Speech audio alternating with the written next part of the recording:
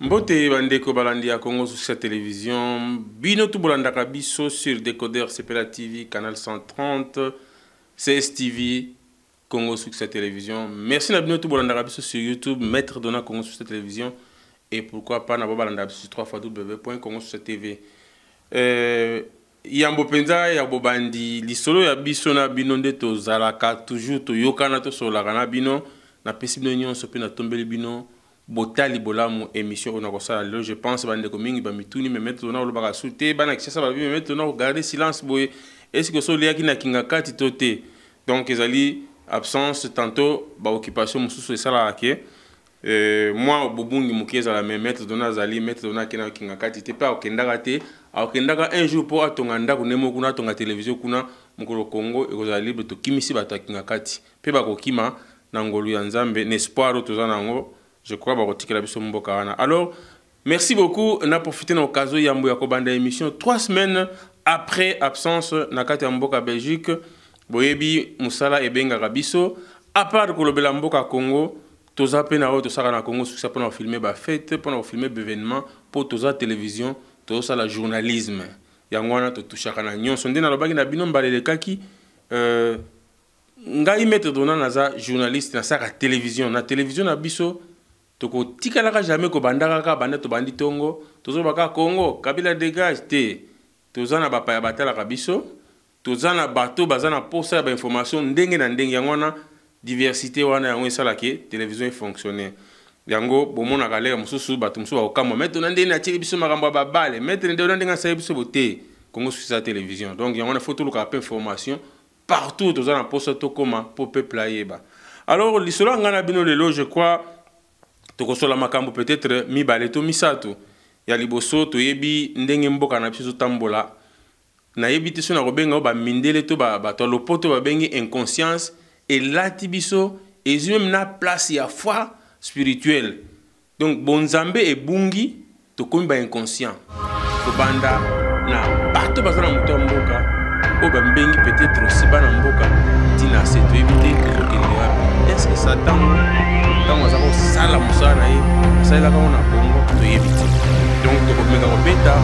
solo il y a homme politique tout ya homme politique moko oza censé ya ko protéger to ko tialwa na kati ya mboka wana soit disant ba opposant mais les loyo il est pas un destructeur to ko yeba tout à l'heure na masona biso lelo ce que zali nani yami balé je crois bon mona ki nde ba na français l'encre a coulé parce que Maître Dona ayambaki bandeko moko boye ba mibenga ka ba congolais pona komeko laksana mukiliki baza ba congolais to ba congolais te Maître Dona souci wana yango wana elukaki makambo ebele ba video esalamaki batu mingi ba bengi batu mingi ba pesi conseil yango pe masolo to kobeta lelo ensuite na suka soki ngonge pesa meli na ko tiela bino na ko zongisa bino video ya bandeko oyo bomonaki soki to kobenga bandeko na banzi so tozana ba misala na ba compagnie tant que ça na ba ivoirien tant que ça na ba camerounais oyo ka soki biko mo mutu te obenga ni mon frère est-ce que tant que benga frère no congolais non parce que aza africain aza mutu mundi lokola yo yango le mutu benga ka frère so tu na lingala bandeko donc na bengi yango bandeko oyo boyebi bakota na mboka na biso comme ba congolais na kombo ya banyamulenge elukaki mwa matata nde masoto kobeta na bino lelo.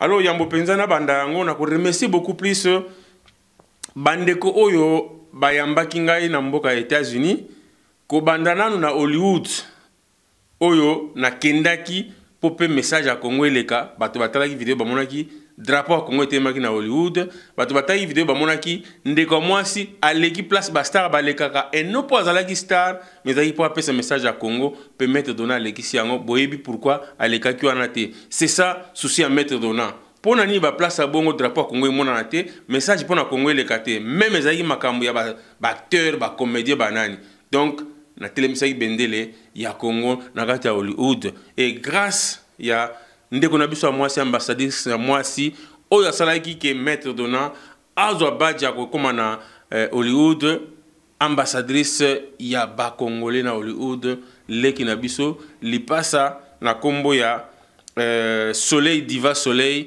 na ndeko na ye paza lipasa Venice la Belle. Merci beaucoup encore une fois na bino na ndenge bopesa ngai to bopesi Congo sur cette opportunité à comme à Hollywood. Et beaucoup plus merci beaucoup surtout na passé Kabe Andopo et beaucoup plus na maman Nenette Domingo na José Domingo. Oyo ba encore une fois troisième fois na Arizona ba bengska na mariage na pona ko filmer.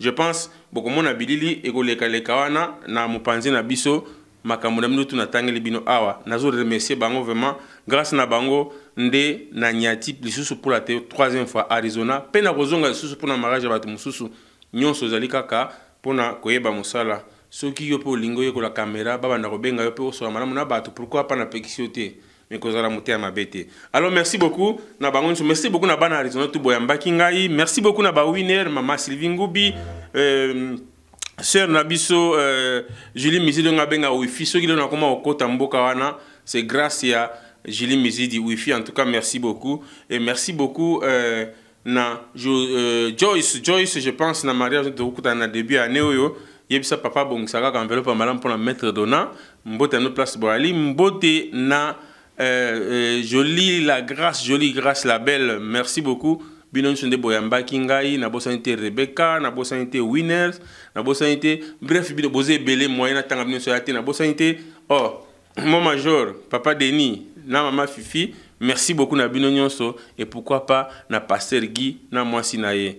Alors biso les anini bande konangi so la passe mingi parce que nga mettre dona lobaka naza pona peuple congolais naza na communauté pona communauté naza la ya mututé lelo na koyi ko soutenir yo mais lobi soko pati na leki na expliquer peuple mais na ndenga bosolo pa na ndenga lukuta liso na ye nango lelo eza nini bandeko prochainement to kobeta ngo mais lelo bozwa ka ndenge balobaka na baluba boyo bogute na mwa munga baloba ka diosha donc ya mwa muke bogute munga mais ya kolia ngo sima liso eza nini bandeko katebe katoto na kasita on a vu boye bato babongami na bakanape faut bongama parce que les soldats ko egoya mais les apona flash kaka katebe katoto azana rassemblement nga mettre dona na soutenaka rassemblement d'accord wana boye biango katebe katoto azo problème na Congo na Kanambe ndenge to yebeli makambo ya ba concession ya bandako kaka ndenge boyebeli katebe katoto abandi ba négociation na ye détail ya makambo to kolanda ngote lelo katebe katoto aza ko aspirer to lobi akoma premier ministre ou bien président na Congo mais même katebe katoto o aza na kati ya opposition oyo opposition bundana kapona état de droit na Congo mais je n'arrive pas à comprendre katebe katoto akende kobuka kosomba lupangu ya ndeko moko amoni ba pasi na ye a souffrir poison ndako ete na Congo bobi passe na Congo le biso ba kolomboka to koma ba paya bato bazo dondo kuna sukeza ba paya ba rwandais ba camerounais ba tebele biso to koma ba pauvre mende ko a souffrir pendant combien de temps poisson ba ndako bozo mona wana sikoyo ndako wana bozo mona ngo bien ndenge ezali ndenge nazo lakisa bino na kozongisa ngo susu mais na émission ko ya bokotala ndako wana soki kozala modèle wana bokotala soki place on est comme terrain football boko juger bino moko. Et prochainement na mukolo ndako wana toko yamba ye même na téléphone soki nzamba ko sunga pe toko yamba ndeko oya ko beta lisolo bo comprendre malamu donc katebe katoto tozala kana na poto aza opposant aza ba problème na Congo mais comment okende Congo to comprendre que katebe katoto alia kana Kabila komba opposant mususu to yebi pourquoi na lobby yango bandeko comment expliquer ndeko na ko lo banyo solelo te ndeko asombi lupango na ya moni pasi ndeko o batutu bazana kishasa ba yebi malamu aza mosala nzambe apôtre Israël Tumba Ndaya ba yebi malamu aza libongo mokambi to responsable ya église parole de foi na Kingasani batu ba yebi tant nazo ba église na batu ba yebi parole de foi eza na Kingasani pasteur Israël Tumba Ndaya. Donc on a le but je crois bandeko ya Kingasani to bandeko mususu bo se retrouver mais boye ba gipenda ko ndenge ezali mais asutu kana tongo moko ba ye sans autorisation na ba policier soki ba militaire to ebite po miko na Congo comme confusion militaire a bombani na tenue policier a bombani na tenue policier a bombani na tenue militaire confusion totale mais nyonso na ba mercenaires ba to ba ye po bon peuple congolais na katebe katoto muto aza opposant bayeba bomanda ku ya ndeko wana balalisa ngo nye ndeko se retrouver libanda na bana responsable ndenge wana nani asali Rwanda te Katebe Katoto tozo kende wapi.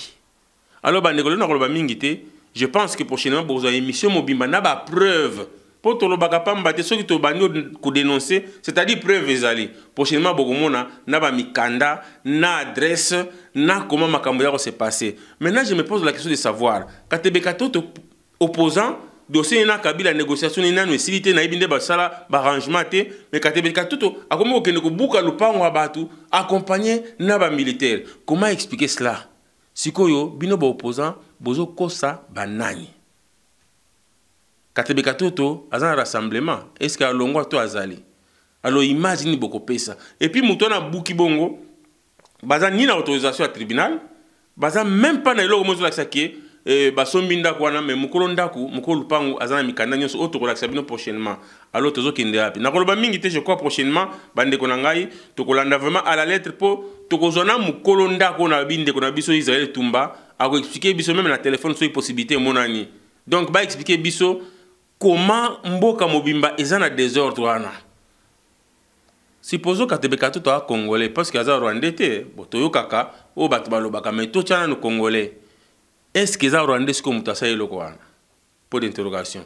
Eza masoto ko sera prochainement. Alors na kitisi ko na lisolo ya bandeko oyo bozo zela bino nyonso lisolo bomoni ndeko abino Bokechua Yambo. Nanga na lotanga kombo ni Bokechua Yambo.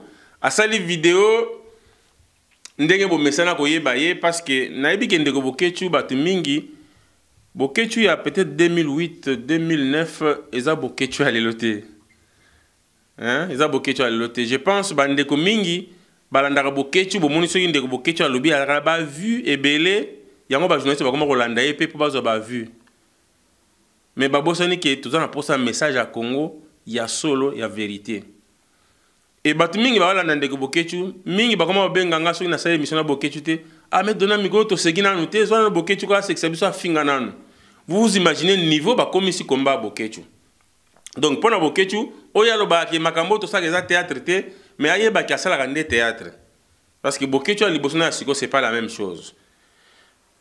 Alors ndeko aleki asali vidéo ndingi na yambi ba Nyamurenge na za utu na kesa la émission na ba tuti na te mana muke na za utu elonge okai na kamera ndenga lobi na vidéo na yeko répondre yete na yeko expliquer ba o yanga o ba yoka kanga ba yeba na sala ki émission na ba Nyamurenge oui na yeba ki ke ba Nyamurenge comme biso nyoso toyokaka baza ba Rwandais nde toyokaka parce que ngana koma na ST mais toyokaka.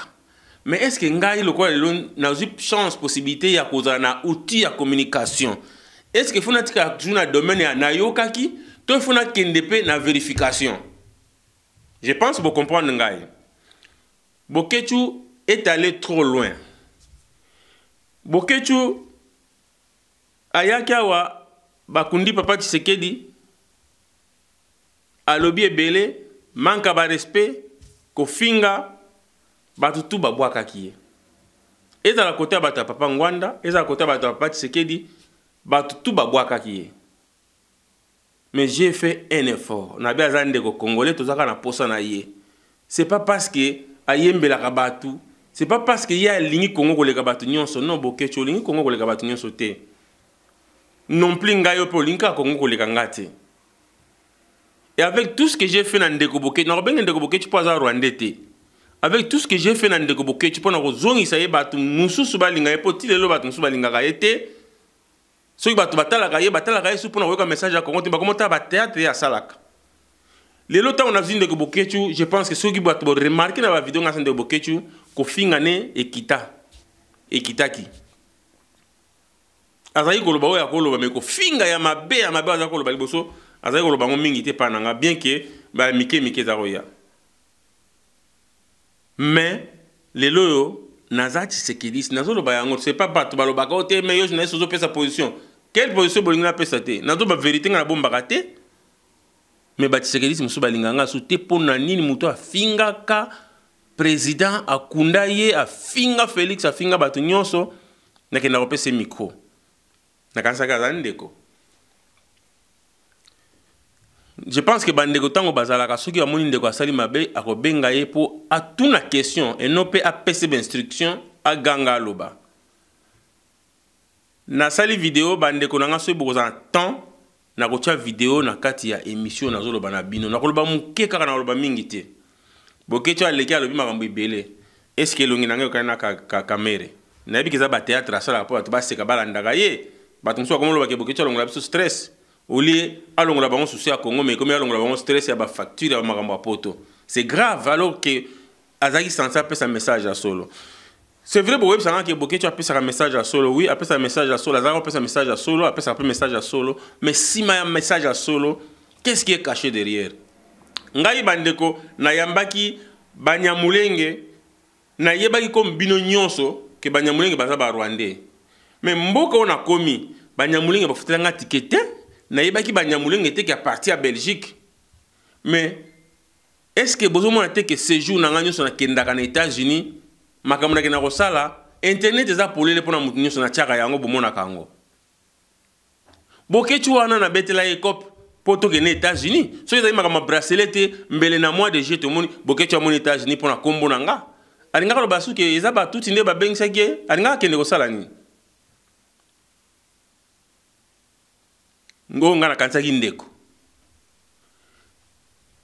Na yambi batuti batuti ou ba rwandais ou ba nyamurenge ngana yebi ke baba nyamurenge mboka na komi yango na partout na komaka na zanti na kopesa ba explication belete na yeko se justifier te ngai na komi na terrain na yogi ke ba congolais ba yaka wana ba passeport ba rwandais ba kana ba passeport ba congolais na komba ba nyamurenge en tant que mutu ya média qu'est-ce que je dois faire na yokaka j'ai demandé ce qui na koko zo président de la communauté. Président de la communauté à mon unité, bah président Bagami Balé. Alors, il y a l'Ibosona, il y a tous les deux présidents à comprendre qu'est-ce qui se passe dans Congolais dans des communautés. On est à Moussa, Moussa Bata Média. Dans le bagamètre, on a la communauté pour la communauté. Mais dans la communauté à Mbalé, il faut que clair. Dans la démarche, on a tous les deux voyages, dans la Mboka, dans la chance. Cette fois-ci, nous avons dit que chez Mabila, mais yo comme dans Mboka, nous avons émission à Batouté. Ngabi non ba communauté israélienne mais nazo kokoye baté je sais pas ce bazo kima ndeko edi di chemin ya VIP azo kangata nazo loba wala binanga mais ekozala bien mais kana nukoyamba bandeko oyo ba bimbenga kasoki ba congolais ba nyamulenge ba expliquer baza ba nyamulenge ba congolais ndenge ba expliquer ndenge na bango bazalaka ezape monsieur bien lokola na yoka ki olobaki que pour nga loba ke na bande émission moko ya chaque tribu na biso ya Congo to yebane ba machaka bino baluba balobaka soki chiba ou comment babala na ka okipa ba Congo ainsi de suite pour bana na biso na sa mpona binoté pona biso te biso ba mikolo mso to yebi mais bana biso ba prendre côté ba outil c'était ça mon souci na betela ndeko na nga idi du chez Melisolo a profiter bien ah mais yo lobaka makambo ko beta émission ya ba tribu mais kana ko kutana bandeko wana banyamulenge bandeko sona utiliser terme ya bandeko na uto pesa un exemple là que ceux qui sont na ba misala to mona ba ivoirien ba na mon frère mais ba bandeko na biso te et ça ba été nto utizaka donc na benga ki bandeko na émission na bi tozana na émission na bandeko na biso banyamulenge.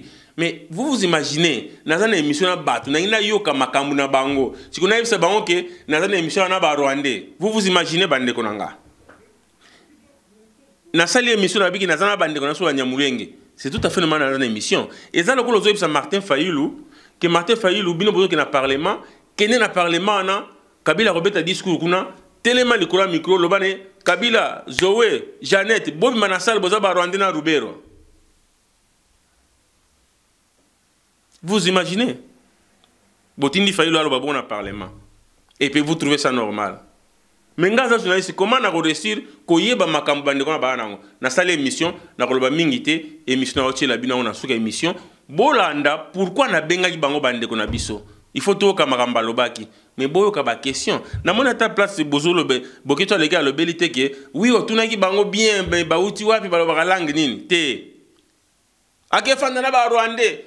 Mais bande konanga na mona no place moko te boketu to combattant moko sali vidéo aloba ke to senga na bande kona biso tout baza na Rwanda parce que ba congolais ba na Rwanda ba médecin ba professeur ba nani ba tout ba na Rwanda ba congolais ba collabo bolongo Rwanda na lingi na mona vidéo modèle na boketu asala Siko bandeko ba na Rwanda wana. Oya ba Congolais ba sala kuna. Tokotia ba na place nini? Pour que ta combattant mota sala vidéo so que bobi mana Rwanda bo ba collabo po bofandi kuna pona nini? Na na ka mutaloba ngote. Siko ngamu na ke fana ba Rwandais soit disant de bolobi, baza ba Rwandais oui. Ngamu na ke fana na bango. Na komi sujet ya koya koloba ke Congo soki sana za Congo Kigali. Congo soki sana botala ngo sute. Tango na sala Congo soki sana sala kina yo. Tango baza kotana Congo soki za nzambe za inspiration nzambe za maître Donaté. Pour makambo na lobaka bato balandanga na bokebi ba comprendre ke makambo na lobaka za ngai te za esprit. Yango to lobaka combat o to sala ke ezali état d'esprit na baki se zape aussi éducation. To lobaki combat to ya na bandoki na ba irretre. Ba ya na batu nyonso bazoba parce que za bituma ko libérer mabele. Mais à un certain moment, il a fallu intellectuel ba récupérer combat. Mais vous avez laissé le combat na maboko ya batu loka ba bokechu. C'est pour cela maintenant on a pona combat à micro et combat wana yangwana il faut na kota na batu lokola banyamulenge ba expliquer biso so baza ba congolais to ba congolais te na explication na bango na ba question na ngai bo comprendre so baza ba congolais to ba congolais te bino de boko juger mais boko juger ngai te pona ke kuna supposons banyamulenge baza ba congolais disons baza ba rwandais ndenge biso so tolobaka siko to libérer Congo.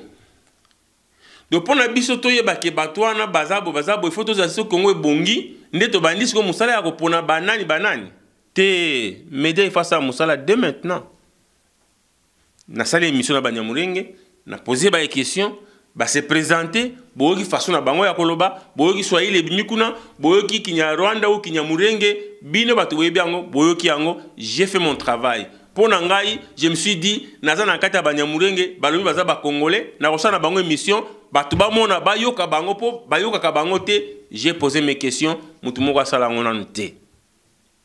Ndekona Moussa Sala Moussa Moga bien, malgré les combattants, Marius Munga que je salue de passage. Ayamba Ruberwa, a posé Ruberwa ma question. Mais Ruberwa est étranger, non, n'est-ce pas? Mais banani bakabola ka vidéo à Rubero na kati ya ba réseaux sociaux. D'ailleurs écoute lo batinga vidéo moko susu message moko Rubero a lobby tout ça. Kaka ba combattant. Mais surtout bokabola ka ba vidéo na bango. Bokabola on pour bango ba Rwandais.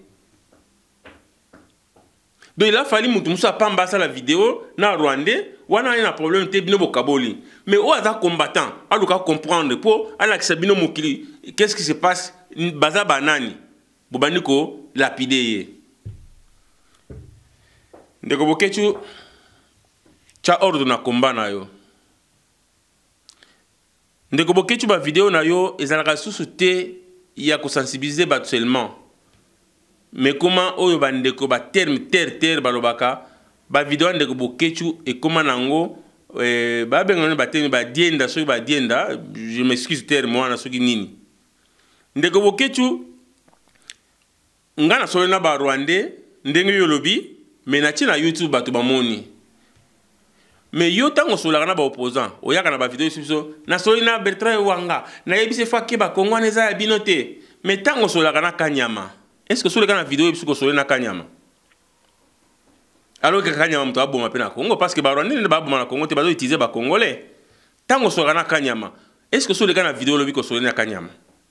Ndeko bokechu makamba Kanyama nazolo bana lobi yango te kepo na yoka ndeko dombo aloba yango na chaka tembe mengana yo biso mibale te na ndaku na yo na fandi to sisi mission parce que tant nga ko yepa na yo na tikala jamais ko yana yo visiter na yo fanda na lia na zako yana sa na bino mission comme na mona ki boza bat bozo pesa message à Congo c'est comme ça na prochain ki bino bat mingi ba registre ki bino na makambo salaka ya chichi bofinga Ngwanda mabe bofinga Tshisekedi mabe allez bo se retrouver nulle part. Boye bien bien. Sacrifice na zo longwa na verse même ata et l'autre côté même ata na zange sens na zo ya ko sa na bino émission. Eza pona Congo na ko regeta ngote. Mais na misu ya bande ko no wana bazo kanga so na zo kosa nzamba zo kanga na bazo verse ba tout na voiture. Kanyama bengi yo question atuna to yebite. Oyebi réponse opesa Kanyama. Na ko yebisa on na ko tika ngote. To yebi question atuna yote mais ozo bana Kanyama mon général ne manasembi babili ko no evimi ne manasembi akancha beti mbasu na lingola ta sirveto ki mamwa mbangu ndengo ki makana kota stade wana après conversation na bino to yebite makamni bolobaki façon sola ki na ye elakisi ki bosolaka déjà tant obenge mon général muto yo abomaka bato déjà obenge mon général opesi respect eza ndenge bosaka vidéo yo na garde corps na mukala na yo bosaka vidéo moko awa à l'époque bolobi nini ah mais c'est le président Kabila monsieur Kabila bato bayebi yango ezanga na fondete bobengaka monsieur Kabila poni ni vidéo na faile kana Kinshasa bobengi monsieur Kabila. Mais si vous avez pour le peuple congolais, Kanambe, tout ça, vous l'avez en trop. Boké, tu es hôtel Nyon à Bruxelles. Au Yébina, banani, baoutaka Congo, bayaki, ou kenda wakuta na bango. Au roulant même bande de Nyon sur le peuple mokonzi, Boké, tu mbambongo, zoaka, ou melaka bango, itisaka bango, que vous avez un contrôle na bango. Boké, tu n'as pas nini. Hein? Tout ça combat l'okuta. Batu, ni batu, bakoyeba, oh, bah, c'est vraiment spécial. Je ne suis pas là. Pour nous diaboliser, on y met dans fait, oh, c'est la vérité. Bunda combat na vérité. Obimi na basede, est-ce que Mouyamba senga ko basede? Tous les dossiers wana. Bokechu. Na kamwe ndeko moko na États-Unis, a yebisinga mettre dans to ki Bokechu ayambo akufeli le ki na ba bomiye na sekaki. Le ki no ba bomaye na Kabila te. Leki no babundi bachani bambeli pona mbonga batol ya ndako na biso mbonga batol to ya ba brick ya ndako zo tongisa ya étage. Mais pourquoi c'est la Congo? Oui, c'est vrai batumingo la kisa bango vérité obi ke leki no bachani bambeli. Mais ndeko na benga nga obi ke ba yebisi ke Bokechu leki ne babomi na bato Kabila. Pourquoi okosa combat? Pourquoi boya okutana combat? Et Bokechu sala katenda ko étage zo tongila wana nini? Etalinga ti vie privée na yo. De toute façon, on a pas toi mutana ba copie na sala la main. Exacto fungola miso. Ndeko Bokechu, je suis désolé pour na yo. Na kasi to ba ndeko na sage fo ya ko sunga yo, ba tu ba comprendre mais lelo yo. J'ai compris une chose que le kalamingi te ko ba le rassemblement au soutenaka. Je pense que kalamingi te o ko finga bango le sus. Yango zo linga sikoyo à travers maître dona, à travers Congo Sukisa o et telemela pouvoir en place pour mikolo yo bitumbezali na ba opposant bitumbezali ko kanga ba journaliste nyonso balobelaka makambu ya pouvoir en place minoko yango wana Daniel Saf bakanga kiye yango wana bazotala na libanda ngana telemelaka bango et maintenant qu'est-ce qu'il faut faire? Il faut utiliser canal ya yo Bokechu zo ka bambongo na bandekono o bazaka na pouvoir en place bokunda vie ticha wa cercueil o roula bandeko a peuple mokonzi o roula tous les bateaux bayaka ya pareko pona oya ko soutenir yo na marche ya kokunda vie tichi bayaka po bazaka na ene ya vie chichi bayaka po bagina kanda ya vie chichi mais yo bimisela ngombongo même collaborateur no tambla na yete soko pesaka quelque chose parce que yo pona mbongo ko teka mutu Bokechu yo luaka basali pona mambo ya Kongo ba 3000 mbongo wana to yebi yo salaka te Bokechu pona mbongo yo ko bimisa mbongo 3000 so o louer salle te o sangisa biso bato bota ba Londres ba nini o louer salle pona nini basenga ki na pouvoir en place o réunir bato nyonso o za liboso na bango o se proclamer leader o koka ko se proclamer leader na salle te. Maintenant il faut o aider bango nda bambongo zwaka pona ko bana ko déstabiliser bato bazolo ba makambo ya Congo yo bima ko lobaka bien. Oui, j'espère que bato batalanga bazolo baki oh mais ndeni ko mo ko sele po abimisio poaso so na ba Rwandais mais ya lobaka finga kanambe. Je pense que bandeko basali ba service de renseignement ba ebi kuluto honorer ngwanda ebi makambo peut-être na loba ndeko nanga bisa kembe tsaje kwa makambo na loba yebi ndeko nanga José Bolé qui peut-être boyebi était ata muto renseignement ebi makambo na loba eloko ni ba bengi manipulation total ba film avant ba élection 2011 ba mindela ba film c'est ça ba service c'est-à-dire soko lingi ozwa muto zo bundisa lata lokola ye loba lokola ye tambola lokola ye mais ozo information osala musalo batindi osala tout le monde a été bela, bazo finga Kabila. Nous avons dit bazo Kabila. Exemple typique yango lengankoi, abenga Kabila microbe de la zawapi. C'est ça peuple congolais. À qui on peut faire confiance? Même nanga mobo peut faire confiance. C'est pour Bible lobby, manière à l'homme, manière à celui qui se confie à l'homme. Parce que lobby mouta retrahir yo. Je pense la tabinat bolanda anga que se confie à ngate. Malobana loba oui, mais on ne sait jamais ce qui peut na liaka mbongo Kabila na yo kosa bino na ebité. Ndeko Bokechu sala combat na bosolo. Naza pona toucher ma vie privée te. Pour ce na vie privée mama mingi. Ndeko Bokechu biso to telemela ba musicien pona ba bêtise na bango basalaka. na loba likambo na video moko na zalaki na ndeko na biso Riche Tempête ayebi makambo na zoloba yo Bokecho telemelaka ba musicien pona ndenge biso to nyonso telemelaka bango te Bokecho na 2006 tango bazo recruter ba musicien po bayembela Kabila yo tindaka kombo na yote na loba yango ezamba liboso na loba na video na sala video moto na IDTV na ndeko na nga Richard ndeko Richard abi makambo yo ba benga biso na mutu asalaka na présidence a expliquer biso mama moko abi bozo bundela Congo eza bien bato ba souffrir mais ndeko na bino na Bokecho abundelaka atelema ba musicien za te parce que ba musicien baza banani mais atelemela ba musicien parce que atinda comme na 2006 pour yembela Kabila jibe na wera baboya ka balobi ya sila succès nde tango baluki o baluselo yango minduki loba vérité alors bunda komba na bosolo Bokecho je pense que soko za kokosa batu oza kolia mbongo ya lukuta je pense que oza déjà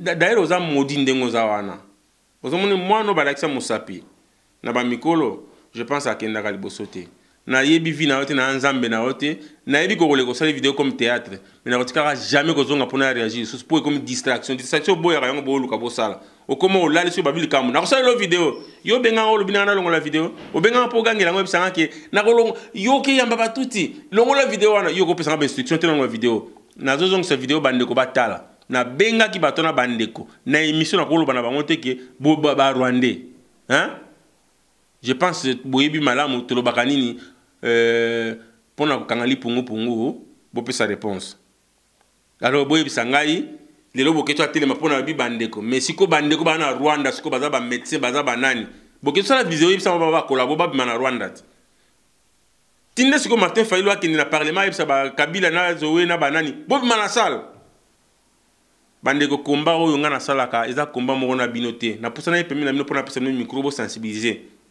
mais nga na kombo na buna média za lokwa service à renseignement soko yebaka ngote mutu boza na ye wana wazo benga nga toujours mukolo mena mukolo na wanga na mbula na ngate a se respecter hein petit eso mi pesa respect na za pona toucher ba vie privée na binote moyebi nga bien oyebi pourquoi merci beaucoup Riche Tempête kombo ya agent SK12 a pesa ngo pambate yo ya bébé na Kivu toyebi place outa lupango bofandaka na kisa na limité okobeta biso histoire nango obosisaka ba caro na ba toilette nyonso bobima bokenda nango c'est pas mon problème tia pe ordonnant na vie na yo arranger na makambo na ndako nazongo kota na vie privée te arranger makambo na ndako yebi olia koya ko sakana na esprit ko sakana na batu manka respect yo zana Bokecho pembeni po okoma star lokola ye mengaite yo tango za fanatique Bokecho na place aux alaki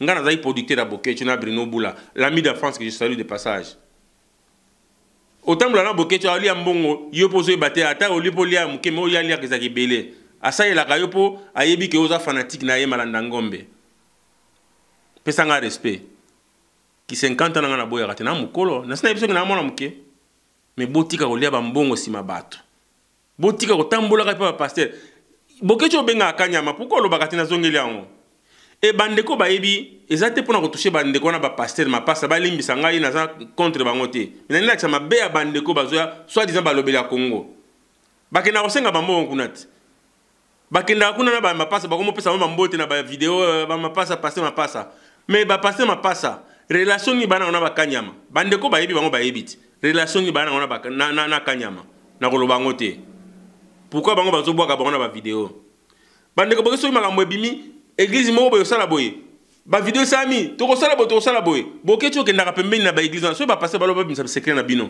so ki ba to pouvoir ya Kinshasa ba bimisa ba secret na bino est-ce que bino bo tambola to lo baka bo sala ba vidéo église wana pasteur mais si manango bo baluki boke sima boke bo bimisi mbongo te biso moto calmer bango to ebini to ko sala boti ko kosa bato Bokecho bande ko boli misangai ezali te pona répondre Bokecho mais ngana la sabino ke na sala ki vidéo na banyamulenge na yebisi bango ba la sabiso koma bango ba banyamulenge ba uta wapi na zo sa vidéo sikoyo bokotala après maloba na ngai boyoka pourquoi na bengi bango ba ndeko na biso et je crois bo comprendre makamuni na lobby na ko lobe belete bota la vidéo na ki uto ba bengi ngai na bokechu naza utu na kesa bande konanga batuti interview boyebi ke ba utu na batuti bayoka na kate menga utu na ke na pesi tuti micro ba yambinga boza sûr ba mama nanga ba papa nanga bo décourager te maître dona atikali molobela Congo nazi nzela ya ko kotaka ko foncer ko creuser ko information mais information dans nos na la nani na ila bokechu na eso non likoya ba 200 euros batindela bango 300 euros. Et so 10 000 personnes à Boketu, il y a combien? Na Sukiwana. Alors, Bandeko, merci beaucoup. Bolim Bisangaï, Bo, va conseiller qui n'a réagi. Mais il faut expliquer. L'explication n'a pas Tinani n'a pas Bandeko. Bayana a raisonné comme bas Congolais. Là, bas passeport congolais, comme bas réfugié congolais. Il faut na pousser na pembe na bango. Na tout na bango ba question. Ba yebisabiso, ba utawapi. Et puis, ba question on a tout ni en opé. Bo qui ba réponse na bango. Ngai mna ko juger bango te bino bato botale msine bo juger na ko senga bokechu asa la vidéo yebisa ba congolais tout bana Rwanda bana Burundi babi mapo baza babi mabaya Congo et puis ayebisa bango ke ba collabo po ba fani na Rwanda. Merci beaucoup bino to bolanda kinga bolanda vidéo na suki wana ndeto okuta mbasima mais boze la dossier à Katebe Katoto ezo fungama. Je crois que bokomona ba homme politique comme surtout compter le ba diriger mboka Congo nzoka nde baza ba destructeur lisusu collé quand même na bateau peut-être au bundisa et puis tant que tu le bagabar rwandais na to mona rwanda leki akangi mutute na to mona rwanda leki aboyi mutute mais batinda ka bango ba bomba ina sima buzo ba ya ba politicien congolais angwana. Je ne sais pas si tu as un politicien congolais ya solo na Congo ce baza na yebite ceux qui ba leki 3% na yebi ke bazali mais vi situation mboka vi ndenge pe ba mindele bazo coincer mboka na pona bomengo baza na pemate tozo condamner bango pour rien mais ndenge ba musulman baloba inshallah un jour mboka ne va libérer. Merci beaucoup bande ko bolandinga on a zokisi ba on a message na ngai ba sepelité na ko répondre te na répondre te mais na expliquer bien que bimi le justification mais na senga ndeko boketi na ndeko eso bozonga na mulongo bolobela Congo na bosolo botika kufuyaka na ba hotel pona kutana na batu botika ko trompa ka batu ba église au pasteur tel botika buzoba to ko panza na sima vidéo bo baluki boke ko sala ba shida na bino nde bande ko baloba na ba terme na sima nango bozongi bobare boke to kena action nini ya solo action à part ya église et ça na ko comprendre et ça to sala ba action mais boke to et ça action ni okenda to ka ambassade on se retrouve en France donc c'est pas la peine na lo babilo ko ana mais ndeko boke to tika lokoso mbongo ekobomisa yo tonganda kono tonga wana o esali ke bande kono bakufa peut-être pour mbonga makila ngona ndeko akufi. Je ne souhaite pas que ndeko akufa vraiment que son âme repose en paix mes condoléances à la famille wana mais bunda komba na bosolo. Merci beaucoup na bino to bolanda kingai ndeto kutani mbalasima na dossier ya ndeko na biso pasteur Israël Tumbandaye na Katebe Katoto. Et ça dossier à suivre beaucoup de images, beaucoup mona ndenge ndako et salami en tout cas beaucoup surtout beaucoup que ça somo Katebe Katoto vraiment ce que le bureau de contrôle du Congo nati so comme premier ministre au somba Kinshasa mobimba bato bako se retrouver na balabala to na fleuve Congo. Merci beaucoup taiko abino maître dona naza na bino toujours pour la communauté pour la kata communauté na ko lembate ko bundisa kabila na ko lembate ko ba vérité na ko lemba pete ko pesa micro na ngana ba oyo na moni ata lelo so na menda na ko pesa micro ayo ce peuple congolais lukutane ezala pona nini. Donc voilà musala micro ya ngwana naza susu na combat bino bo sala te bo comprendre na so na combat na comme na combat ce ko ya okota ko fouiller ko comprendre pour lobby to za maele ndenge to diriger Congo asika eno ya makelele koloba ebele kuganga ebele la cité ko yebe ebele to pe ko libérer Congo mozolo bebele après obengi na Kinshasa a kolanda te kulutu ezanga wa yo bokechwa ya mokolanda te moi so e kaoki te bale ki bakomela moi kokate non wana hypocrisie wana na lingango te na lobiango lelo parce que kandele ki mais ndeto kutani mbala simane na promettre bino voilà. Merci beaucoup restez toujours branchés sur www.concerttv.com. Merci beaucoup na bino tout bolandaka biso sur les côtés Spela TV wabino maître dona nazara na pona bino. Merci beaucoup.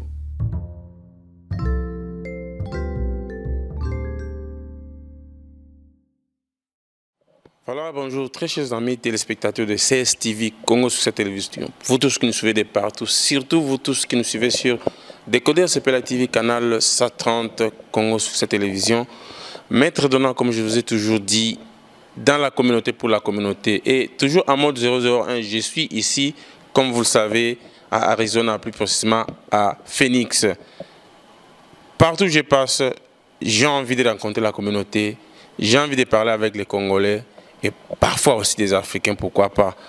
Alors aujourd'hui, vous allez voir à mes côtés, vraiment ils devront être nombreux, mais vous savez, dans ce pays, États-Unis, les gens sont trop occupés. Leur chanson d'habitude, c'est toujours busy, busy, busy. Alors nous sommes déjà habitués à ça.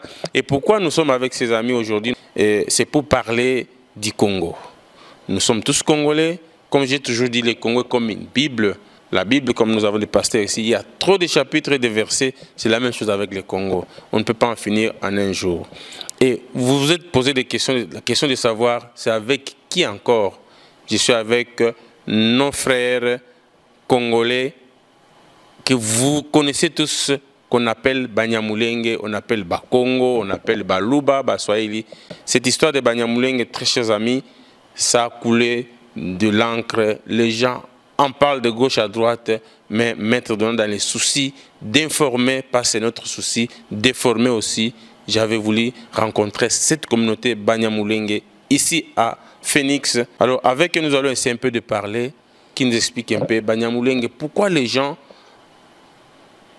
oppriment cette communauté congolaise de l'Est du Congo.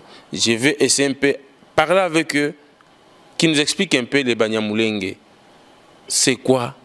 Pourquoi les gens sont toujours contre les Banyamulenge? Alors bonjour, nous allons passer le micro à chacun d'eux pour se présenter. D'abord, bonjour à tout le monde et merci d'avoir accepté cette invitation de Congo sur cette télévision.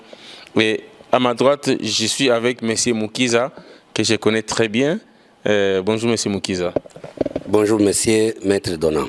Alors, Congo Sukisa aujourd'hui à Phoenix pour rencontrer, pas seulement pour rencontrer, mais j'étais venu pour autre chose, mais j'ai voulu qu'on parle aussi des Banyamulenge qui sont parfois rejetés comme s'ils n'étaient pas des Congolais, alors que nous sommes tous des Congolais. Est-ce que, avant de commencer, nous pouvons passer les micros à chacun de nos frères qui sont là de se présenter juste les noms? Voilà, je pense que ça sera une bonne chose. Je m'appelle Rukema Johnson. Nitwa Gabriel Bijende. Je m'appelle Pastor Serugo Ruhanda. Mimi naitwa kwa jina la Sabimana Kimvitini, mpasteri. Naitwa kwa jina la Tezumwam Innocent. Voilà, avec Monsieur Mukiza, je crois je lui ai déjà présenté, mais cette émission, c'est dédié où nous nous adressons à tous les Congolais. S'il faut que je parle en Chiluba, pourquoi pas? Malheureusement, je ne connais pas Swahili. Bandeko ba Congolais, Maître Donald pour la communauté, na katia communauté, na yena bandeko, oyo communauté Banyamulenge, partout bato bazara na confusion. Banyamulenge, ce sont des Rwandais, Banyamulenge sont des Burundais, Banyamulenge sont... Alors que au Rwanda, baza emete, na Congo pe baza emete finalement, tokotia bango wapi. C'est comme ça que Maître Donald a voulu savoir Banyamulenge baza banani. Ensemble na bango tokosolola, pour comprendre Banyamulenge baza banani. Je pense que les loyo na kati ya Congo, je ne pense pas que kwenyo so ya Congo bato balobaka lingala. Je crois beaucoup remarquer tant que solawa bandeko bazoloba mingi anglais na swahili, c'est parce que c'est normal baza côté à swahili phone, c'est normal baloba swahili. Donc avec bandeko to sola pour comprendre ce qui baza koloba peut-être anglais ou munoko musoto kutuna bango bomi tungisate baza bandeko ba congolais aloko ba kasai baloba chiluba des fois ba msuba yebilingala te. Alors monsieur Mukiza to bandana yo parce que yo au moins moi facilité français ali peut-être na bandeko musuba ko intervenir na munoko bango ba koloba ndeko Mukiza. Bandeko ba congolais ba mesana koloba Banyamulenge bango nyoso te. Baza ba Rwandais. Est-ce que vous avez confirmé que vous avez Rwandais ou vous avez un Congolais? Merci beaucoup, Monsieur Maître Donald. Nous sommes très contents de vous recevoir ici, à Arizona, Phoenix. Et puis, nous avons organisé ce débat avec vous Merci beaucoup. Et nous vous remercions encore pour votre courage de venir avec nous. Les Banyamulenge sont un peuple du Congo depuis même avant le partage de l'Afrique. C'était à 1885 où l'Afrique a été divisée. C'était dans la conférence de Berlin, là-bas. Donc, nous nous sommes vus comme tribu dans le territoire congolais. Donc, seulement sur le point concernant la nationalité, ça c'est une chose qui est connue par tout le monde, que nous sommes des Congolais. Mais il y a seulement quelques marginalisations des Banyamulenge partout. Si je me rappelle bien, donc la fois dernière, il y a des guerres qui se sont déroulées au Congo, comme vous le savez. Mais par ces guerres-là, il y avait eu des meurtres contre les Banyamulenge partout dans les villes où les Banyamulenge vivaient. Donc c'est une chose étonnante quand il y a une guerre, la conséquence est que tous les Banyamulenge doivent être tués. Est-ce que vous avez un peu l'idée pourquoi vous devrez être tués? Parce que c'est un peu complexe cette histoire de guerre à l'est du Congo. Mais pourquoi les Banyamulenge étaient poursuivis? Est-ce que vous avez fait quelque chose pour qu'on puisse que vous soyez exterminés? Nous ne connaissons pas les choses. Vous voyez, avant l'indépendance, les Banyamulenge restaient avec les Babembe et les Bafulero. Il n'y avait pas de problème. Mais je crois que les choses intensifient, ou bien les choses s'intensifient. Je vois que ce sont les politiciens, quelquefois, quand ils veulent être au pouvoir. Donc, il fait des choses pareilles. Il essaye de mettre la confusion aux têtes de populations d'autres Congolais pour dire que nous ne sommes pas des Congolais. Mais ce n'est pas...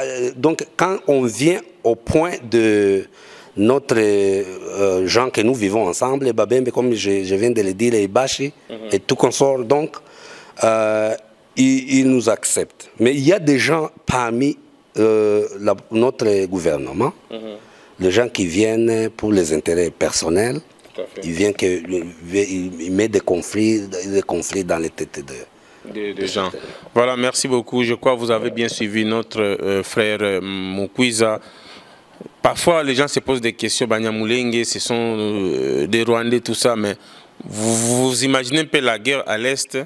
Souvent, les gens disent, et c'est clair, c'est pas que souvent les gens disent, le Congo est agressé par les Rwanda, Ouganda, Burundi, une complicité. Et les gens qu'on dise qu'ils sont des Rwandais, ils sont tués aussi par les Rwandais. Alors comment expliquer que les Banyamulenge soient Rwandais et qu'ils soient aussi tués par les Rwandais? Donc je pense que nous devons essayer un peu d'aller un peu plus loin avec le débat pour essayer un peu de comprendre, ne pas marginaliser toute une population, toute une communauté. Donc je crois que c'est essayer un peu d'étudier l'histoire. Les historiens peuvent quand même nous éclaircir aussi ces points. Alors, je ne sais pas, je vais à mes côtés, je vois, j'ai des pasteurs. Je pense que... Ouais. Ah d'accord. Vous voulez ajouter toujours l'histoire de... Non, je vais revenir vers vous. Okay. Pasteur, je crois peut-être que ça sera difficile pour parler en français. Il n'y a que Swahili et anglais. Vous devez quand même comprendre. Mais... Pasteur, je ne sais pas quel pasteur va prendre la parole, mais je vais vous donner. Il y a Babembe, il y a Babashi, il y a les Nande, il y a tout le monde, ces coins-là. Au Rwanda, on parle Kinyarwanda, il y a Kinyaburundi, il y a Baluba qui parle Chiluba, Bakongo parle Kikongo, et les Babembe parlent Kibembe, je pense, je ne sais pas. Mais les Banyamulenge, vous parlez quelle langue? Abanyamulenge kuko abashi bavuga igishi, ababembe bakavuga ikibembe, abapfurero bakavuga igipfurero. None abanyamulenge bavuga uruhe rurimi? Nico kibaza kuba. Twebwe tuvuga, sisi tunasema Kiswahili, tunasema na Kinyamulenge. Kinyamulenge na Kinyarwanda binaachana muruga. Mnyarwanda akisema nitasema kwamba hii lugha ni ya Kinyarwanda, na Mnyamulenga akisema nitasema hii lugha ni ya Kinyamulenge. Basi tunasema Kiswahili zaidi, tunasema na Kinyamulenge. Ok, là j'ai compris, là ça ne demande pas que M. Mukuza puisse faire des exercices. Donc mon frère a expliqué ceci. Comme je posais la question, si les Rwandais parlent Nyamurwanda, Kinyarundi, les Burundais, les Babembe parlent leur langue, pardon, les Banyamulenge parlent Swahili, comme toute autre personne. Et en dehors de Swahili, ils parlent aussi Kinyamurenge. Kinyamurenge qui est presque avec Kinyarwanda, ils s'attendent. C'est comme on dit, on parle Lingala à Brazzaville, au Congo on parle Lingala. Il peut y avoir un peu de nuances, de tonalités, mais ils peuvent s'entendre. Donc, il y a une langue qui existe aussi comme toute autre Kinyamulenge. C'est ça, je pense. Hein? Voilà. Merci beaucoup. Alors, nous avançons petit à petit. Nous devons aussi comprendre, pasteur, en tant que pasteur, quelles sont les relations que vous avez entre la population ou la communauté Banyamulenge et d'autres communautés comme les Nande, les Bash. Comment les courants passent? Est-ce que vous êtes aussi rejetés? Est-ce que là-bas à l'Est, on vous dit que vous êtes aussi des Rwandais comme les Kinois ou d'autres provinces pensent que les Nyamulenge sont des Rwandais, ou les Bash et les autres, vous cohabitez sans problème?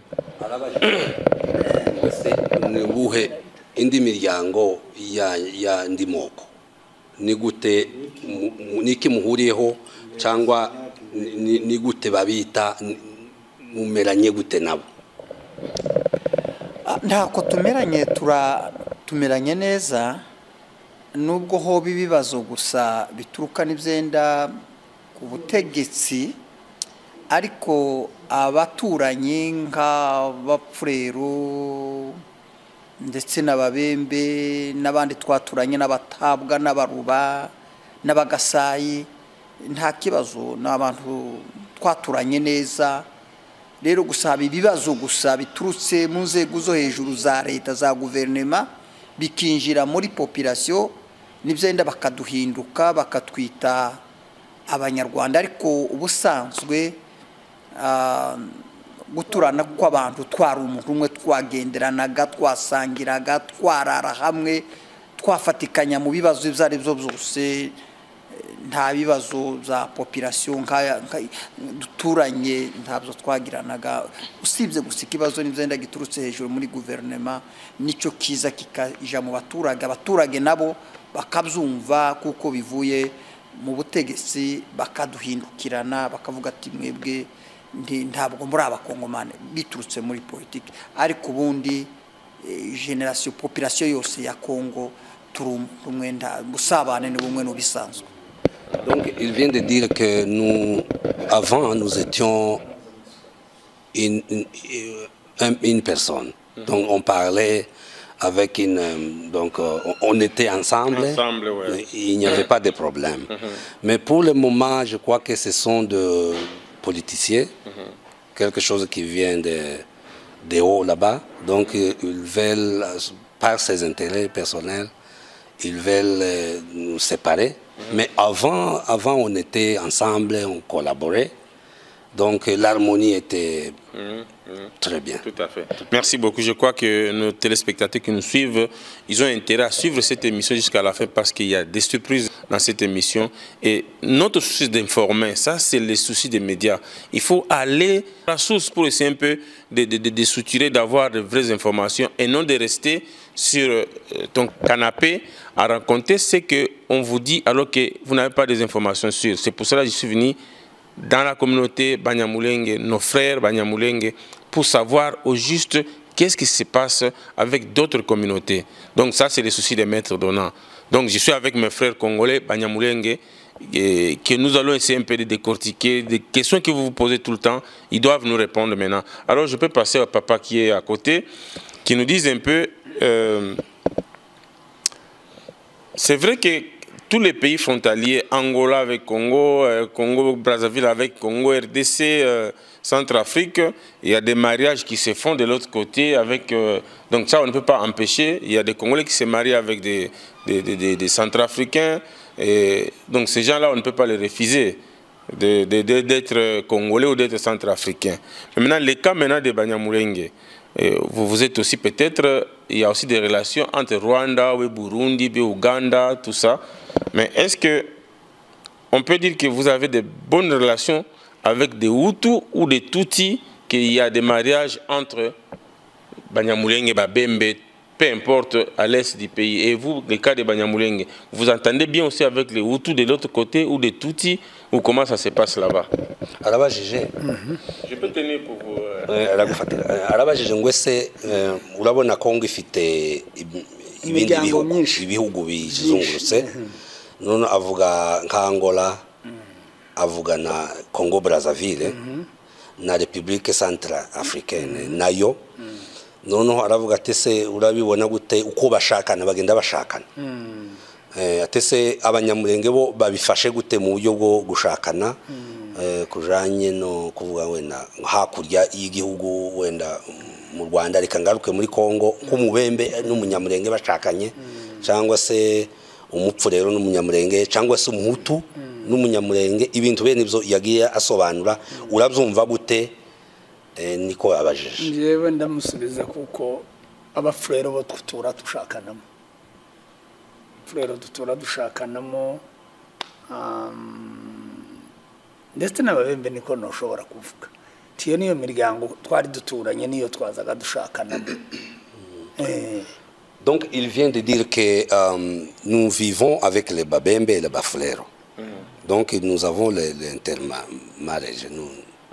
Donc ils marient nos femmes, nos filles, et nous marions leurs filles. Mais j'ai une question qui me vient en tête. Beaucoup de gens se posent cette question. Est-ce que, parce que moi je ne connais pas tellement l'Est du Congo, est-ce qu'au Congo nous avons aussi des Tutsis et des Hutus? Parce que j'attends toujours les politiciens disent Tutsi congolais, Hutu congolais. Vous qui venez de là-bas, est-ce que vous pouvez nous dire quelque chose? Vous en savez quand même quelque chose? Je ne sais pas qui peut répondre. Hein. Celui qui se sent qui peut répondre, il peut répondre. Est-ce qu'à l'est du pays, au Congo, il y a aussi des Tutsi congolais, des Hutus congolais? Arabajije ngo ngwiwe ntazi iburasirazuba bwa Kongo ntabuze cyane. Ariko ese muri Kongo haba abatutsi haba n'abahutu cyo kibazo cye? Ikibazo ciwe twogisobanura gutya kuko twebwe nta bahutu dufite. Abahutu tubumva mu Rwanda na tutsi no mu Burundi. Niyo tubumva. Ariko twebwe muri Kongo turi abakongomani. N'abanyamulenge. Abahutu bahunze nyine kuri Habyarimana baje muri Kongo. Twebwe donc il vient de dire que nous attendons des Hutus au Rwanda, mais au Congo aussi, il y a des Hutus qui sont immigrés, donc de la guerre. Qui ne sont pas congolais, mais à cause de la guerre, ils sont immigrés. Voilà. Mais je crois qu'il y a aussi des Hutus du Congolais. Il y a aussi des Hutus congolais. Avant tout, au nord. Voilà, il y en a aussi qui sont venus il y a longtemps. Mais dans le sud, il n'y en a pas. Donc j'ai compris maintenant, c'est pour cela que les gens vous confondent avec les Rwandais. C'est pour cela qu'on dit ah Banyamulenge sont des Rwandais, peut-être ils confondent avec les Hutus qui sont venus du Rwanda, ainsi de suite, je pense. Hein. Ça peut être ça aussi le problème. Je ne sais pas, vous en savez quelque chose? Parce qu'on parle de Hutus congolais, Tutsis congolais. Est-ce que c'est pas à cause de cela, peut-être on mélange maintenant ces Hutus congolais, ces Tutsis congolais avec les Banyamulenge? No. Hiyo Kongo hatukuange na hiyo ya Hutu na Tutsi. Sababu hiyo tunasikianga ni Rwanda, lakini Kongo tunakuanga ni Kongo wa Congolese. Peut-être wanaweza sema hiyo confondre Rwandais parce que wanaangalia physiquement. Physiquement wakiona gisi tunafanana, hiyo inaweza anisha Rwanda, lakini Kongo tunakuanga ni Congolese, hakuange Watusi na Hutu. Merci beaucoup, amis téléspectateurs, vous tous qui nous suivez de partout. Maître Donat, toujours en mode 001, comme je vous avais dit. Je suis entouré avec mes frères Banyamulenge, qui, on ne les voit jamais sur les réseaux sociaux, on ne les voit jamais à la télé pour essayer un peu de défendre la situation de Banyamulenge. Mais moi, maintenant, dans les soucis de la communauté, je suis venu. Merci beaucoup à eux de m'avoir accordé cet entretien. Je pense des petites questions. C'est la première fois que je m'entretiens avec eux, mais je pense que ce n'est pas la dernière fois. Tant que je passerai là où les Banyamulenge, même en Belgique, je chercherai toujours à savoir, à parler avec eux, afin que les gens puissent comprendre que les Banyamulenge, ce sont des Congolais. C'est vrai, à l'est du pays, c'est comme toute autre frontière. Il peut y avoir les gens qui ont fui la guerre, comme nos frères et sœurs angolais qui ont fui la guerre, qui sont au Congo, mais qui sont angolais, mais qui sont depuis longtemps au Congo. Ils ont la nationalité congolaise aussi. Et il y a aussi ceux qui sont toujours angolais, mais qui sont au Congo. Et on se marie entre nous. Donc c'est pour dire que à l'est du pays, il y a aussi des Rwandais qui sont là-bas, mais il y a aussi des Banyamulenge, comme il y a aussi des Babembe, des Baches, tout ça, comme vous le savez. Donc dans ces soucis, c'est pour cela que je me suis approché avec nos frères de la communauté que j'ai trouvé ici à Arizona, à Phoenix, pour essayer un peu de parler de cette histoire de Banyamulenge. Donc vous avez bien compris, les Banyamulenge, ce sont des Congolais. Même si peut y avoir des mariages mixtes, ce n'est pas interdit. Mais au départ, Banyamulenge, c'est au Congo. D'après ce qu'ils nous ont expliqué ici, et vous et moi, nous apprenons ensemble. Pour ceux qui connaissent, si nos avis contraires, ça c'est vous. Mais moi, je suis en train de suivre ce que nos frères sont en train de nous expliquer maintenant. Parce que j'ai senti qu'ils sont aussi délaissés, opprimés. Et je reviens encore, si on dit que les Banyamulenge sont des Rwandais, mais pourquoi les Rwandais les tuent aussi? Ça, c'est une question. Donc voilà, nous continuons. Peut-être nous n'allons pas prendre beaucoup de temps parce que ici, ce n'est pas parfois comme chez nous. Ici, tout le monde a une occupation. Vraiment, on ne peut pas les prendre beaucoup de temps. J'ai une question encore à poser. Nous entendons parler toujours d'un événement que vous organisez chaque année. Vous appelez ça Tumba ou Katumba. C'est quoi au juste cet événement? Katumba ou Tumba? Je ne sais pas. Donc nous faisons la commémoration des gens qui ont été massacrés au Burundi. C'était nos gens qui venaient, donc qui ont fui le pays à Uvira vers le Burundi, à la frontière de Gatumba. Et puis on nous a dit que les FNL, avec les Maïmaï, avec Interahamwe, donc on nous dit ça souvent. L'enquête n'a pas encore effectuée. Donc nous attendons à ce que la justice doit faire quelque chose. C'est daté de quand cette histoire? C'était le 13, la nuit du 13, le minuit, où les gens ont attaqué le camp de réfugiés. C'était à 2004. Donc on appelle ça comme c'était génocidaire. C'est un génocide qui a. Donc ces gens sont purs génocidaires qui ont entré là-bas et puis brûlé le maison, le tente, la maison, et puis ils ont émergé l'essence. Donc puis brûlé, vous voyez, les gens ont été brûlés vifs. C'était qui? Donc on nous dit que c'est les FNL. Donc les ont dit. Même il y a les gens qui ont accepté. Agathon Rwasa et puis Pasteur Bizimana ils ont accepté publiquement à la radio que ce sont eux qui ont fait ça. Donc nous prenons ça comme une chose qui s'est passée à nos gens Banyamulenge, la tuerie de telle façon, avec le gouvernement burundais, allait faire quelque chose, les Nations Unies, le HCR, allait faire quelque chose pour prévenir la situation. Et il paraît que cette histoire ne s'est pas passée parce que j'ai un témoignage d'une maman, que je ne cite pas son nom pour l'instant.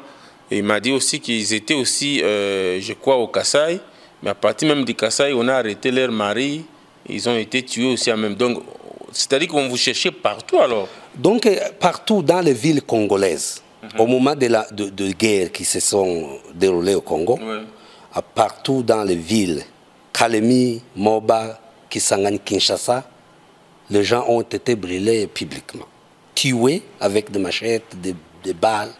La raison c'est quoi? La raison était je crois que c'est une marginalisation que je vous ai parlé avant. Tout à l'heure, Donc, une chose, ils disent que nous sommes des Rwandais. Ça c'est le point primordial. Mais c'est bizarre, ce ne sont pas des Congolais qui vous tuent, ce sont des Rwandais qui vous tuent, mais qui disent que vous êtes encore des Rwandais, c'est ça? Non, non, ce sont des Congolais qui nous ont tués. Ah, ok. Dans des villes, différentes villes, où les gens vivaient. Le Kasaï, vous connaissez Kasaï, le Lubumbashi, partout ailleurs. Toutes les personnes qui étaient dans ces villes ont été donc acheminées dans des prisons.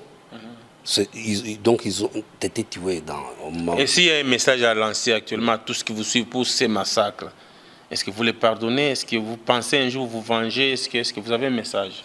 Un message qui est là, c'est d'abord un message du gouvernement. Ouais. Donc, comme Quel gouvernement? le gouvernement du Congo, vous voyez... Dirigé par Kabila. Dirigé par Kabila, nous voulons que ça soit... que ça effectue une enquête. Que la justice soit Oui, faite. puisque les gens qui ont été tués sont des Congolais. Donc, c'est le Congo qui va faire tout pour faire l'enquête. Connaître exactement qui est l'auteur de ces assassinats, de massacres. Donc ce n'est pas seulement au Burundi, Katumba, non, c'est partout ailleurs. Même dans de différentes villes. Nous avons des listes de gens qui ont été tués par ville, de différentes villes. Nous avons une liste de gens qui ont été tués. Donc, première chose, il faut que le gouvernement intervienne. Ça, deuxième chose, il faut que les Nations Unies, les HCR, les Nations Unies poursuivent les auteurs de ce massacre.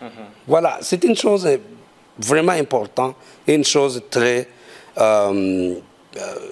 pertinente. Nous voulons la justice au Congo. Sans la justice, je ne pense pas que le Congo va... Alors nous avançons petit à petit vers la fin de notre entretien. Je vous dis que ce n'était pas une émission, mais c'était un entretien avec la communauté. Comme moi, j'aime toujours être dans la communauté. C'est pour cela que j'ai sollicité cet entretien pour qu'on puisse parler un peu de Banyamulenge, que beaucoup de gens ne parlent pas d'eux. Et même aussi, ils ne parlent pas d'eux. Alors j'ai profité de l'occasion de poser la question à notre frère, parce que lui ne parle pas, qu'il essaie un peu de parler. Pourquoi les Banyamulenge, vous êtes tués, vous êtes pourchassés partout, mais vous ne parlez pas, vous êtes là comme des moutons, c'est-à-dire on peut vous prendre, vous tuer, mais vous ne parlez pas, les gens ne vous connaissent pas. Et aujourd'hui, on vous colle même l'étiquette des Rwandais. Pourquoi les Amulenge ne parlent pas d'eux-mêmes, hein?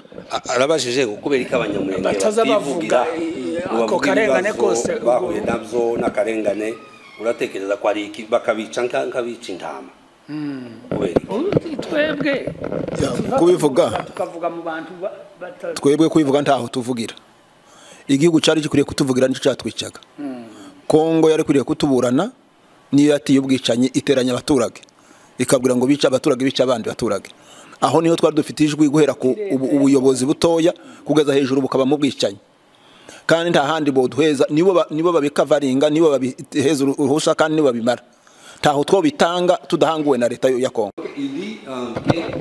Nous avons essayé de donner le rapport au gouvernement, mais le gouvernement ne fait rien à propos de ces massacres. Et puis même nous pouvons éclaircir quelque chose, dire à vous, comme journaliste, de faire encore une autre intervention à ça pour que la justice soit faite. Au moment où nous n'avons pas la justice, il n'y aura pas la paix. Donc nous voulons que le gouvernement intervienne et puis faire quelque chose pour essayer de parler de la part des Banyamulenge. Merci beaucoup mon frère Mukiza. Alors, je vois l'autre pasteur n'a pas encore parlé. Tout le monde a parlé, mais à mes côtés, mon frère n'a pas encore parlé. J'ai une question à vous poser. J'ai constaté une chose. J'étais à Kentucky, même ici. Apparemment, c'est comme si les Banyamulenge, comme beaucoup aussi, tout autres frères et sœurs de l'Est du pays, Goma, Bukavu, quand ils se retrouvent à l'extérieur, je vis ça même en Belgique, là où il y a d'autres Congolais, par exemple les Kinois, ils se mettent un peu à distance avec eux. quand les Congolais marchent pour la guerre, on tue les mamans à l'Est, on viole tout ça, mais nos frères et sœurs Swahili, de l'Est, de Banyamulenge, tout le monde là, ils ne sont pas là. Mais les gens parlent pour eux aussi, surtout beaucoup plus, parce que c'est beaucoup plus à l'Est qu'on a beaucoup tué. C'est bien qu'aujourd'hui, on tue au Kasaï, mais à l'Est, on a beaucoup tué. C'est là où tout commençait. Mais pourquoi les Banyamulenge sont toujours à l'écart avec les autres?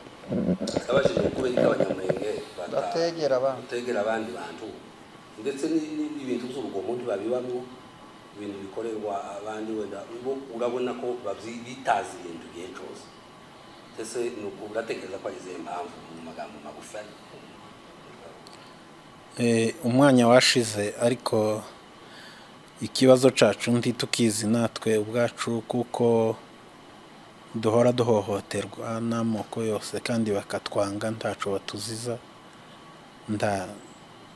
n'ubu ngubu nico twibaza aho turi hose aho tubaye hose ku kibazo cyo kuvuga ngo niki tutegera abandi tugerageza uburyo bushobotse kugira ngo twegerane kandi nta muntu tugirira nabi nta muntu tunyaga kiwe nta mwenda tugira wundi muntu ibyo bavuga bitwaza ngo gushakana nta muntu waje kudusaba ngo tumwange ariko usanga bagenda biramante bonyine ntaraza kugusaba umugeni ngo mumwime ariko akagenda bavuga nabo bajanye intambara yarabaye barabica turabazi n'amazina n'abana bacu nibashiki bacu barabajanye barabahungana uko umuntu ahungana n'umudamu wiwe ngo bashike barabica urumva. Donc il dit que le temps est passé. Nous ne pouvons pas avoir un temps de essayer d'expliquer tout ce qui s'est passé. Mais ces gens disent que nous ne voulons pas qu'ils marient nos filles. Mais ils ne viennent pas à nous dire qu'ils veulent certaines filles pour que nous lui donnons. Mais moi je viens déjà. Donc il dit encore... il dit encore une chose. Il dit encore une chose. Mais ces gens qui se sont mariés à d'autres tribus, il y en a ceux-là qui ont tué ces filles. Donc c'est une chose étonnante. Comment est-ce qu'on peut donner nos filles et puis tuer ton amour? C'est une chose extraordinaire. Voilà, merci beaucoup. Je crois qu'on a beaucoup à parler, mais le temps ne nous permet pas. Je crois que c'est la première fois, mais ce n'est pas la dernière fois. Chaque fois quand je serai ici à Arizona, je ne manquerai jamais de contacter ou d'être ensemble avec mes frères Banyamulenge pour parler aussi d'eux et pourquoi pas pour parler du Congo, pour l'avenir du Congo. Parce que ce qui nous intéresse, c'est l'avenir de nos petites filles et nos petites filles et nos petites filles et nos petits-fils. Aujourd'hui, nous allons passer, mais le Congo de demain, ça sera pour eux. Nous devrons avoir un Congo meilleur, nous devrons nous unir, nous devrons nous aimer pour que nos enfants puissent aussi s'aimer. Sinon, nous allons laisser la division derrière nous. Ce n'est pas ça, le Congo de demain, que nous devons laisser à nos enfants. Je pense, tous ceux qui ont suivi cette émission, je crois, vous avez compris cette histoire de Banyamulenge, même si pas en général tout, mais on aura l'occasion d'en parler prochainement. Alors, un dernier mot, peut-être si quelqu'un a un dernier mot, sinon, nous allons nous arrêtons là. Merci beaucoup à vous tous qui nous ont suivis. Merci à vous tous qui auront toujours des critiques positives pour essayer un peu d'aller vers l'avant. Et je sais que vous qui aimez toujours critiquer, dans le mauvais sens, vous serez toujours là. Vous êtes aussi nécessaire. Comme ça, nous puissions évoluer dans le bon sens pour le Congo. Aimons-nous, unissons-nous pour sauver le Congo. Et merci à vous tous qui nous ont suivis. Et qu'est-ce qui me ça vous dit, c'est pas au revoir et à la prochaine. Merci beaucoup. Merci. C'est à moi de vous remercier. En tout cas, merci.